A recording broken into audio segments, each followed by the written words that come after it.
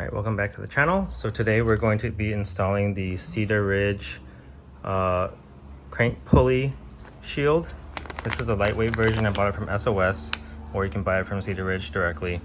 But it comes with the shield plus 2 bolts, and basically it's going to go behind the crank pulley because there's a weight inside that kind of can break off from the outer piece of the pulley, and when it just keeps spinning, it'll spin and eat into your plastic timing cover, which is blocking, covering your timing belt. So it'll eventually eat through your timing belt if you don't correct that, and then then your engine goes boom. So it's just a shield to protect your timing belt from the pulley delaminating basically.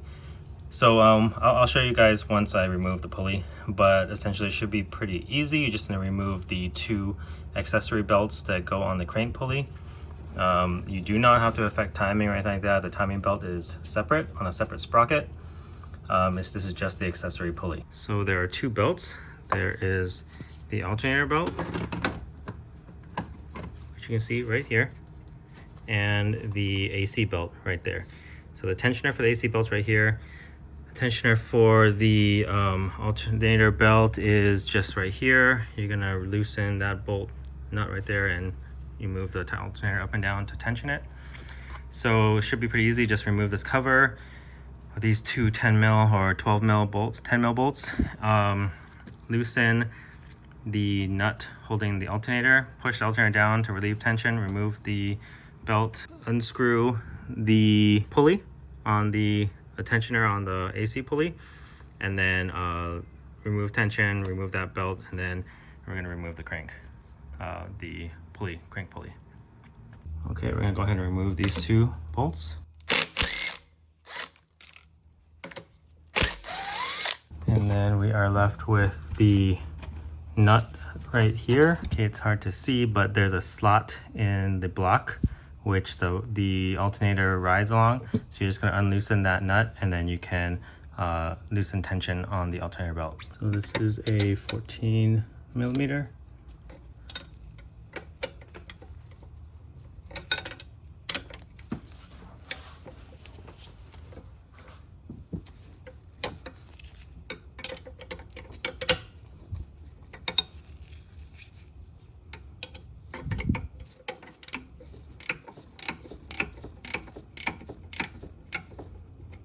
Be careful, the alternator has power to it, so if you want to be extra safe, disconnect your battery. Mine's been disconnected because my car's been down, so just disconnect your battery first. This boot is here to protect you from the power that the alternator always has, so be careful and don't touch any metal to this if you don't disconnect the power. You're also going to want to release a little bit of tension on this side so it can pivot. So if you look on this side, there's a screw that goes through there, and that's what you use to move up and down the tension. So after you release a little bit of tension on this bolt and this bolt, just unscrew this one, loosen that bolt, and it'll remove tension on the alternator. Like that. You should be able to slide the alternator belt off.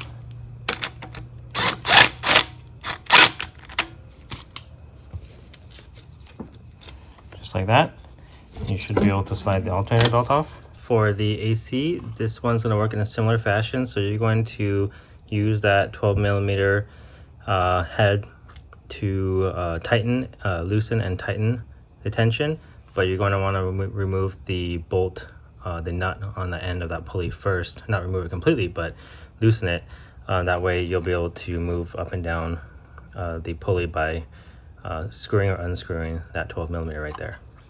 So I'm going to go ahead and undo that nut first, and then loosen tension by turning that 12. Okay, so the bottom nut on the pulley is a 14 millimeter, and the top is a 12. The top will probably be easier if you have a wobble head or a flex head like this, but it's not completely necessary. Just makes it a little bit easier.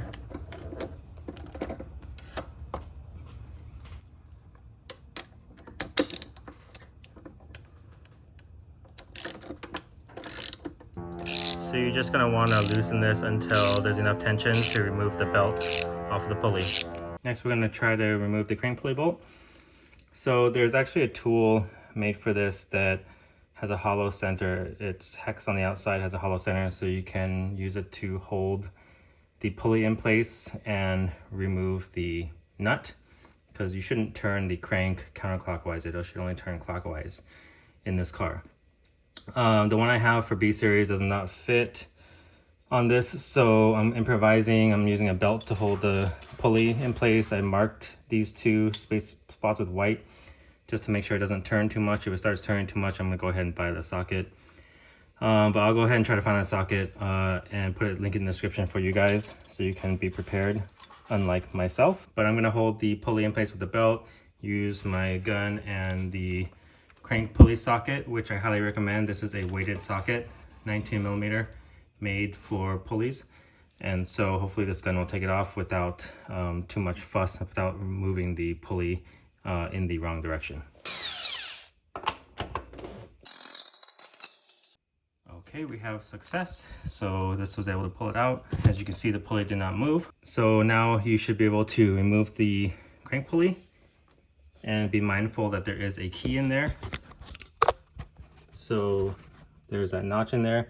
There is a key that's probably loose and it can fall out. So keep an eye on that. Make sure you don't lose it. So the pulley should come out without too much issue.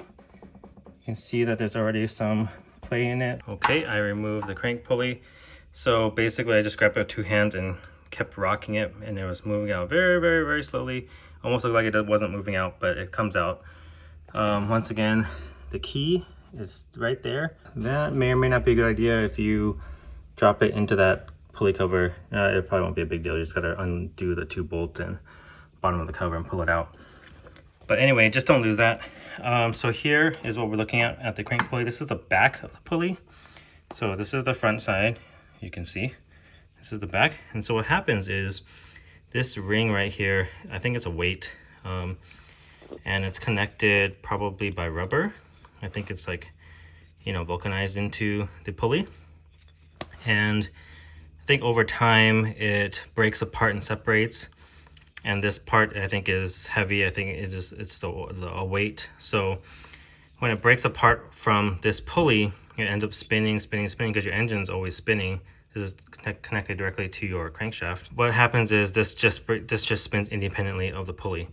So and it moves in and out. So as you can see, if you can imagine, this is your engine right here. If this piece breaks apart from this piece, it goes in and out. While it's spinning, it goes in and out. And what it'll do is wear into your timing cover. And right behind this is your timing belt.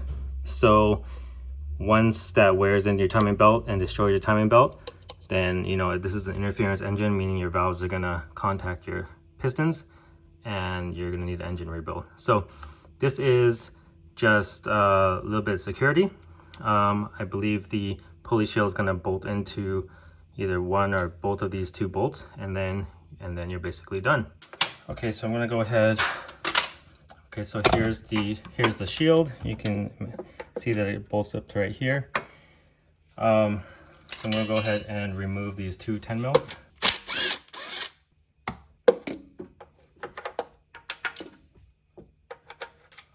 Okay, and Cedar Ridge does provide you with new bolts, longer bolts. I'm sure there's a torque spec for these, but I'm just gonna put some blue Loctite on this because I don't want them to come out.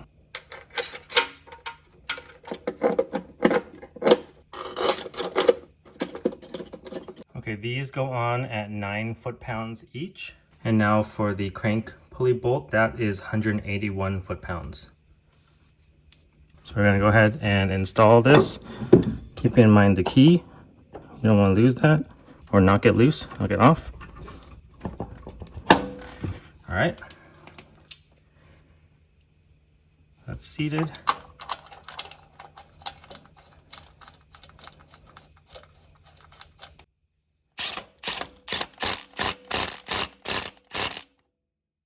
Okay, so at this point in the video, you would have seen me use a belt to hold on to the crank pulley in order to hold it steady so I can remove the bolt. but surprise, surprise, turns out the belt's not strong enough to hold this in place when tightening it down. So I thought that might be the case. So I ended up purchasing this, which was actually kind of hard to find, because if you have a typical B series crank holder, this is too big. This is a 50 mil and you need a 45 mil. So here is the part number, 7769256. It's an Evercraft Service Tools brand. I ordered this on eBay. Yep, fits in there perfectly. And so this is what you're gonna need. I think this came from the UK, possibly. Again, it's hard to find. All you see are the 50 mil ones all over the place, but you're gonna need a 45 millimeter crank pulley socket holder. So I grabbed my 1/2-inch drive breaker bar to go in, hook into the back of the holder.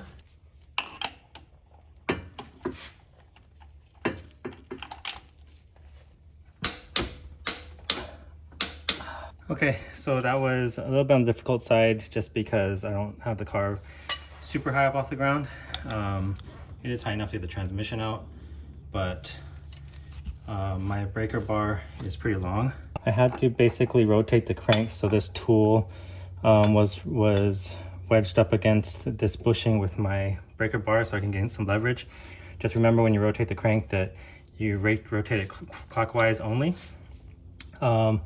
And then I was able to get enough leverage to torque it to 181 foot-pounds with my other hand. So it all worked out pretty well. This tool worked really well. The only problems I saw as far as reviews for this tool is that it's thin, which is not super thin. It's about the same as like a coilover wrench. So some people said this part bent, but I guess it just depends on, you know, how stuck on your bolt is or how hard it is to tighten or loosen. But for me, this worked out pretty well, 181 foot-pounds, and no issues with this being bent or getting bent out of shape or rounded out. So this is a great tool to have. I'll link it in the description below. I think it was only about $18 plus about $10 shipping, so around $30 for this tool. It's well worth it to have it in your toolbox. So that does it for today's video. All you're going to do is now reverse the operation and put your belts back on, and then you're done. And your pulley and timing belt is protected. So thanks for watching.